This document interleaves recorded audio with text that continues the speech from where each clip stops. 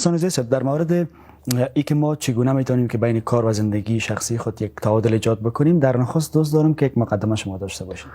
جناب حبیبی صاحب، معلوم دار است که یک چالش است برای هم ما شما که چطور میتونیم بین اوقات کاری خود و بین زندگی اجتماعی خود ما شما چطور میتونیم تعادل ایجاد بکنیم و این تعادل با کدام اساس با کدام اصول باید ایجاد شود. این برای هم ما شما یک چالش است، بخصوص در جامعه امروزی که اکثریت سر کار ما با تکنولوژی است، با سوشیال است. یعنی ایجاد تعادل پیشرفت کرده میره، تکنولوژی پیشرفت کرده میره با نواریای جدید تکنولوژی ای آی بیشتر و بیشتر. یعنی یک کلش برای کل آدمایی که در اجتماع امروزی یا عصر امروزی زندگی میکنه یک چالش است.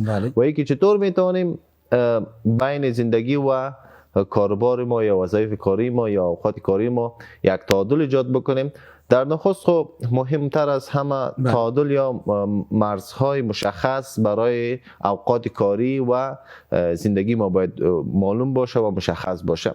همانطوری که ما شما یک مرز مشخص داریم که از کدام ساعت تا کدام ساعت ما در وظیفه می باشیم، از کدام ساعت تا کدام ساعت ما با فامیل می باشیم، با دوستان می باشیم. مهم و اساسی است که مرز ایجاد شود. مرز چطور ایجاد شود؟